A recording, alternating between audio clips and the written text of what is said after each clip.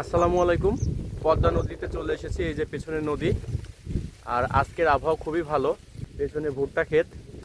তো নদীর ধারে ঘুরতে এসেছি, মাছ ধরা হবে, দেখা যাক মাছ কোনো পাওয়া যায় কিনা। আর এই যে ভুট্টা ক্ষেত দেখুন, সামনে অনেক আবাদ আছে, গম, রসুন, পেঁয়াজ সব কিছুই আবাদ করা হয়।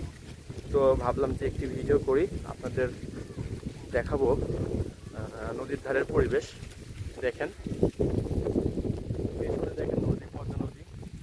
নদীর পানি এখন অনেকটাই কমে গেছে, তবে এই বছর অনেকটাই জমি চলে গেছে, নদীতে ভেঙে বিলীন হয়ে গেছে। পদ্মা নদীর যে অনেক অংশ, আপনারা ওই যে মধ্যে যে একটা দাগের মতো দেখতে পাচ্ছেন, তারও সামনে ছিল এই জমি, ভাঙতে ভাঙতে অবস্থা খারাপ। আর এই যে এদিকে দেখুন, গমের আবাদ করা হয়েছে, গম, সামনে ঘাস, আর এদিকে পদ্মা নদী, আর এই যে এদিকে ভুট্টা দেখতে পাচ্ছেন। তো ভালো থাকবেন, আসসালামু আলাইকুম।